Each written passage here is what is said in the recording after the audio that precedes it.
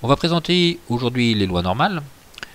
Donc on s'aperçoit que quand on classe les individus selon un caractère, donc par exemple vos notes, on va avoir de plus en plus plus on s'approche de la moyenne, plus on aura d'individus, plus on s'éloigne de la moyenne si on parle de vos notes, et moins on aura d'individus. Aux deux extrémités, il y a presque personne.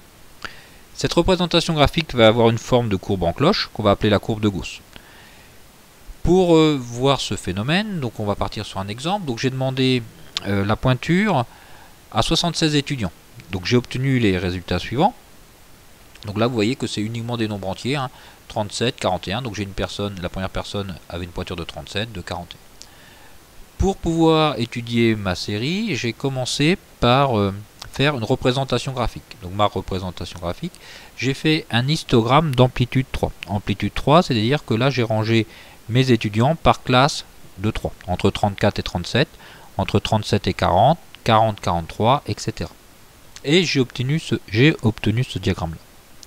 Alors le 0,264 qui est là, ça va représenter la proportion d'étudiants ayant une pointure comprise entre 40 et 43. Maintenant, si je veux la proportion d'étudiants ayant une pointure entre 37 et 43, donc ce ne serait pas bien compliqué, je vais faire la somme de 0,264 plus 0,249. Donc dans ma classe de 76 étudiants, dans ma promotion de 76 étudiants, la proportion d'étudiants ayant une pointure comprise dans l'intervalle 37-43 sera de 0,513. 0,513, on a tout simplement fait ce nombre-là plus celui-là. Graphiquement, ce nombre-là, il va se représenter par quoi?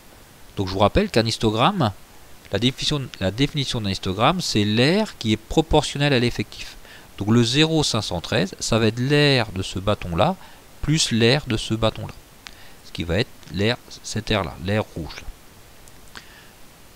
Pour les étudiants, j'ai pris des pointures uniquement des nombres entiers. Donc 31, 37, 40, etc. Mais vous êtes bien... Bon, vous n'êtes pas sans savoir qu'évidemment la pointure, on ne va pas passer de 34 à 35 ou de 35 à 36, puis de 36 à 37. La pointure, ça va prendre toutes les valeurs entières dans un intervalle. Donc ça va prendre toutes les valeurs, pas entières justement, ça va prendre tous les nombres réels dans un intervalle. Donc ça va prendre tous les nombres réels, par exemple entre 31 et 55. Ou par rapport à mon exemple, entre 34 et 52, je peux supposer que ça va prendre tous les nombres entiers entre 34 et 52. Et si j'avais demandé une valeur nettement plus précise, donc en prenant tous les nombres entiers, j'aurais eu une courbe qui aurait ressemblé à la courbe rouge. Là. Donc on a bien une courbe en cloche. C'est la courbe de Gauss. Et la fonction qui est derrière cette courbe rouge, c'est cette fonction-là. Voilà la fonction de densité qui est représentée par la courbe rouge. Donc la fonction de densité, ça va être 1 sur 4 racine de 2pi, exponentielle de moins 0,5, x moins 42 sur 4 au carré. Alors d'où sort le 42? Le 42, c'est la moyenne de mes 76 valeurs. Le 42, c'est la moyenne. Et le 4 qui est là et le 4 qui est là, c'est l'écart type. L'écart type de mes 76 valeurs. Le reste restera toujours pareil. Donc ici, vous avez la fonction de densité pour une loi normale de paramètres 42 et 4. Alors maintenant, si je voulais calculer la probabilité que x soit compris entre 37 et 43, donc je prends un étudiant au hasard, quelle est la probabilité qu'il ait une taille de chaussure entre 37 et 43? Je vais donc être obligé de calculer l'aire grise. Et pour calculer l'aire grise, ça va donc être l'intégrale entre 37 et 43 de cette fonction-là, de la fonction f de x. Donc dans le cas général, quand je vais avoir une loi normale de paramètres m et sigma, la fonction de densité va être définie par 1 sur sigma racine de 2pi, exponentielle de moins 0,5, x moins m sur sigma au carré. Donc le m, la moyenne, écart type, et le sigma se retrouve là et là. Et pour calculer une probabilité, la probabilité que ma variable aléatoire soit comprise entre deux nombres a et b, ça va être l'intégrale de cette fonction-là. Donc la probabilité que x soit compris entre a et b, ça va donc être l'intégrale entre a et b de la fonction f de x. Et pour calculer cette intégrale, on va donc utiliser nos calculatrices qui vont nous faire ça très bien. Donc par exemple, si vous aviez une loi normale de paramètres 10 et 2, donc 10 c'est la moyenne et 2 c'est l'écart type. Quand c'est écrit comme ça, moyenne 10, écart type 2. Calculer la probabilité que x soit compris entre 8 et 12. Alors, si jamais vous avez une numworks, vous allez sur la touche probabilité. Donc, donc on va sur probabilité. Hop. Je prends la loi normale. La moyenne. Il me demande la moyenne. Moyenne 10. Donc la moyenne c'est 10. Et l'écart type c'est 2. Suivant. Alors là, je veux que x soit compris entre 8 et 12. Donc je prends le petit schéma pour que x soit compris entre 8 et 12. Donc c'est pas ce schéma là. Si on descend, compris entre deux nombres, c'est le deuxième. Je prends le deuxième. Première valeur 8, deuxième valeur 12. Compris entre 8 et 12. Donc la réponse 0,68. Si vous avez une Texas, donc la probabilité que x soit compris entre les deux nombres, donc vous devez être quelque part par là. Donc seconde distribution, c'est la touche normale frep, borne minimum, bah, ça va être 8. Borne supérieure 12. La moyenne 10.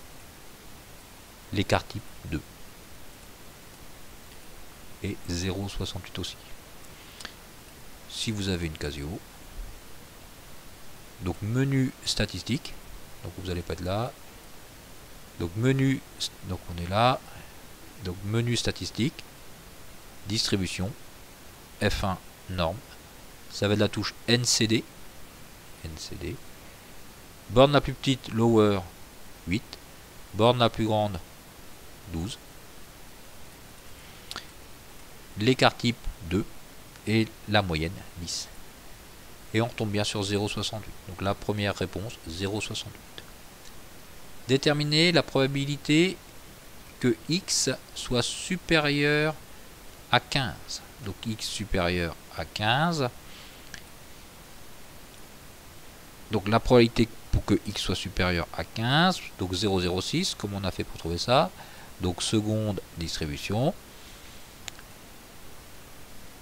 normal frep. Donc x supérieur à 15. Donc la borne minimum 15. La borne supérieure. Donc ça va être, c'est les nombres qui sont supérieurs à 15. Donc supérieur à 15, donc ça va être de 15 jusqu'à l'infini. L'infini, on peut le représenter par 1 exposant 99.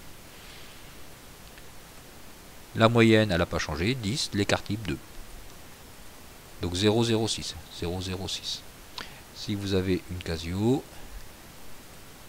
donc c'est pareil. La borne lower, 15. La borne upper, donc l'infini. Donc l'infini, on peut le représenter par 1 exposant 99. L'écart type est toujours de 2, la moyenne de 10. Donc 6,20, 10-3. 10-3, c'est bien le même nombre. Donc c'est 0,006. Et c'est pareil pour la numworks. Donc là, il faut aller ici. Donc la supérieure, donc c'est le troisième petit schéma. Ici, on écrit supérieur à 15. Donc on va écrire supérieur à 15. 15, hop. Et on a bien notre même valeur, 0,06. Maintenant, si je veux la probabilité que x soit inférieur à 12, donc sur la numworks, bah, c'est le petit schéma qui est le premier petit schéma. Inférieur, donc inférieur à 12. Donc je mets 12. Donc 0,84. Pour la Casio, bah, la borne lower, donc là ça va être de moins l'infini jusqu'à 12, parce que ma borne la plus grande c'est 12, donc je démarre bien de moins l'infini jusqu'à 12, donc la borne lower moins l'infini, donc moins l'infini on peut le représenter par moins 1 exposant 99, la borne la plus grande 12, l'écart type n'a pas changé, donc 0,84. On a le même nombre, ça tombe bien. Et sur la Texas, donc seconde distribution, normal frep. Donc la borne la plus petite, donc la borne la plus petite, ça va donc être moins l'infini. Donc moins l'infini, moins 1 exposant 99. La borne supérieure, 12. La moyenne n'a pas changé, l'écart type non plus. Et on tombe bien sur le 0,84.